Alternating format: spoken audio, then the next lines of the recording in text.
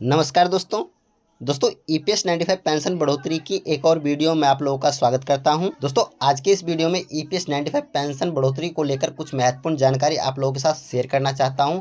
अगर दोस्तों वीडियो आप लोगों को अच्छा लगे तो वीडियो को लाइक कीजिएगा, चैनल को सब्सक्राइब कीजिएगा और दोस्तों के साथ शेयर करना ना भूलिएगा। चलिए दोस्तों वीडियो शुरू करते हैं।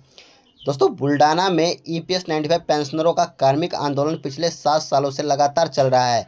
इतने लंबे समय तक शांतिपूर्ण तरीके से अपनी मांग को रखने के बावजूद भी ऐसा लग रहा है कि भाग्य विधाता तक ईपीएस 95 पेंशनरों की आवाज़ नहीं पहुंच रही है। लाखों पेंशनरों की पीड़ा अब असहनीय होती जा रही है।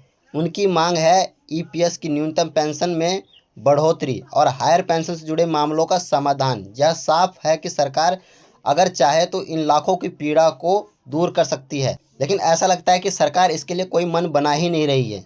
ईपीएस 95 पेंशन राष्ट्रीय संघर्ष समिति रायपुर के अध्यक्ष अनिल कुमार नामदेव जी ने मायूस भरे शब्दों में अपनी पीड़ा व्यक्त की है। उनका सवाल है कि आगे क्या और किस प्रकार से लड़ा जाए। क्या कोई शुभचिंतक इस पर प्रकाश डाल सकता है? अनिल कुमार रामदेव जी ने बताते हुए कहा कि पिछले 10 सालों से कमांडर अशोक रावत जी के नेतृत्व में देश भर में गांधीवादी तरीके से शांतिपूर्ण आंदोलन किया गया है।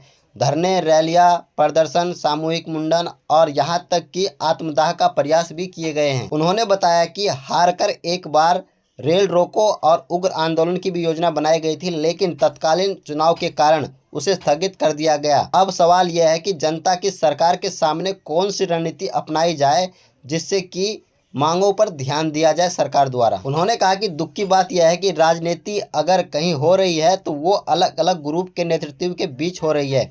कोई भी एक दूसरे से हाथ मिलाकर काम करने को तैयार नहीं है। मकसद एक है लेकिन नेता अनेक है। यह सिर्फ पेंशनरों की ही नहीं, आजकल पूरे देश की समस्या है। अब सबसे बड़ा सवाल यह है कि आगे क्या किया जाए जिससे लाखों ईपीएस 95 पेंशनरों का भला हो सके। खासकर वे पेंशनर जिनका पेंशन 1000 रुपये या उससे कम में जीवन यापन करने के लिए सरकार द्वारा पेंशन दिया जा रहा है। पेंशनर लगातार मांगों को लेकर केंद्र सरकार पर दबाव बना रही है। सरकार द्वारा मामूली सी रकम 7500 रुपये पेंशन बढ़ाने की आखिरकार ऐसी क्या मजबूरी है, यह साफ तौर पर सरकार द्वारा बताया नहीं जा रहा है। सिर्फ आपका काम हो रहा है कहकर झूठी तसल्ली देने का आखिर क्या मतलब है? ईपीएस 95 पेंशनर लगातार सोशल मीडिया के माध्यम से अपनी बातों को सरकार तक पहुंचाने का प्रयास कर रहे हैं ताकि कोई इन तमाम लोगों की दुखों और पीड़ा को समझ सके, ईपीएस न्यूनतम पेंशन पर बड़ा फैसला ले सके। बजट से पहले श्रम मंत्री से वार्ता हुई, आश्वासन मिला।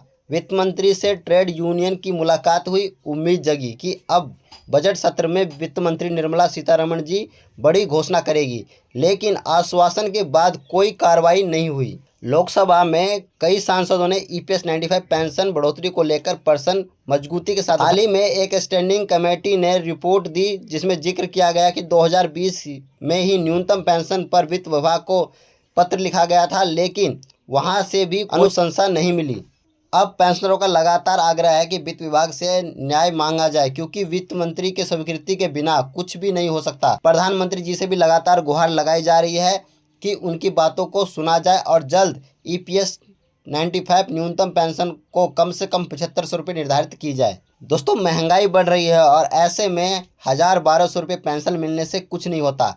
खास तौर पर वृद्ध व्यक्तियों के लिए पेंशन ही एकमात्र सहारा होता है। अगर पेंशन नहीं मिलेगा तो दवा और इलाज ऐसी बुनियादी जरूरतें भी पूरी करना मुश्किल हो सकती है। ईपीएस 95 पेंशनरों की जो है मांग जल्द से जल्द पूरी हो सके। तो दोस्तों मिलते हैं नेक्स्ट वीडियो में, तब तक के लिए धन्यवाद।